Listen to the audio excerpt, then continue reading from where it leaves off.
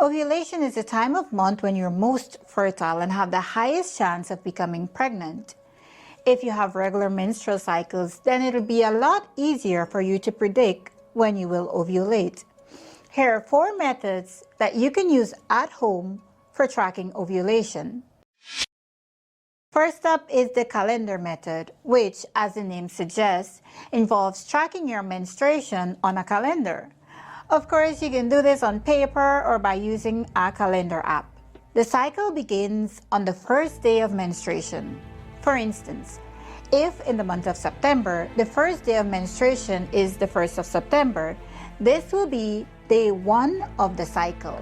Did you know that if you become pregnant, this is the same date that will be used to calculate your gestational age, even though you likely won't become pregnant until 2 weeks later when ovulation occurs? Anyways, contrary to popular belief, only about 10 to 15% of women have cycles that last 28 days.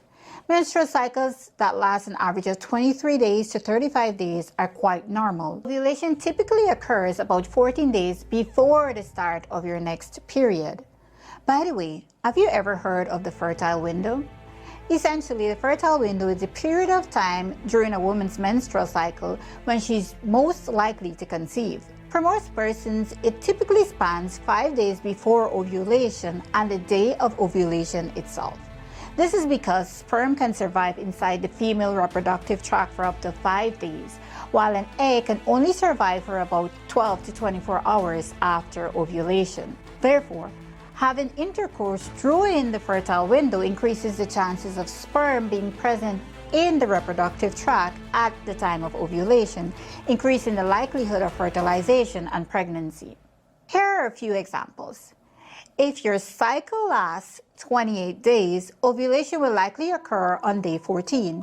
Your fertile window will start 5 days before, which is day 9, and include the 14th.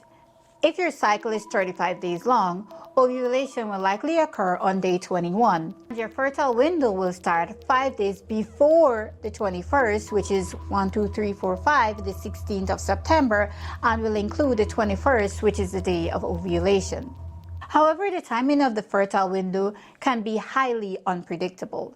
In a prospective cohort study of 221 healthy women comprising a total of 696 menstrual cycles, only 30% of the women have their fertility window fall between days 10 and 17. So unfortunately, the calendar method may not be accurate for everyone, especially if your cycle length varies. It is estimated that 20% of women have irregular cycles. Plus, even if your cycle length is mostly regular, you may still notice some variations over time.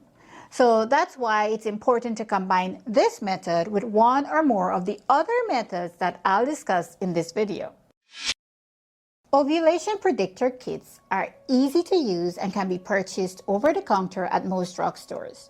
These kits can be used at home to detect the luteinizing hormone surge in urine, which occurs 12 to 36 hours before ovulation. If the ovulation predictor kit is positive, it typically means that you'll ovulate within the next 24 hours. So how accurate are these tests? Well, when used correctly, these ovulation predictor kits promise an accuracy of over 90%. Plus, these tests are very convenient, inexpensive, and easy to use, with many having 10 or even 20 test strips.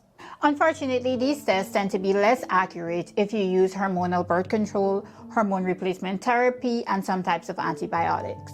Plus, if you're over 40 years, these tests tend to be less accurate since women who are approaching menopause tend to have naturally higher levels of luteinizing hormone. If you haven't yet, check out the first video in this series to better understand the process of ovulation and the complex interplay of hormones.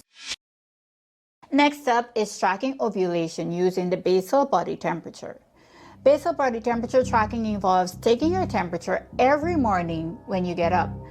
I need to emphasize that it's crucial that you do this before getting out of bed.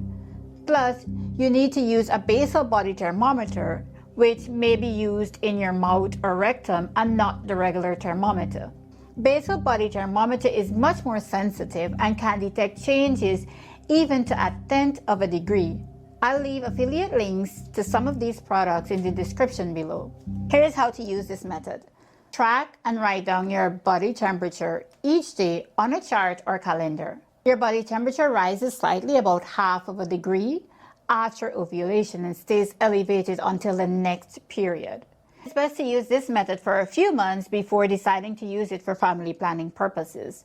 Plus, since the temperature rises after ovulation, this method is not the best for predicting ovulation, but it is a good indicator that ovulation has occurred and will help you predict the pattern of ovulation.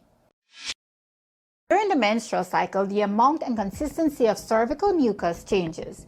These changes can be used to track ovulation. As ovulation approaches, cervical mucus becomes thin, clear, and stretchy, resembling egg whites. This type of mucus helps the sperm travel through the cervix and into the uterus. Whether you're planning to conceive or simply want to understand your body better, be sure to check out this video where I dive into the symptoms of ovulation.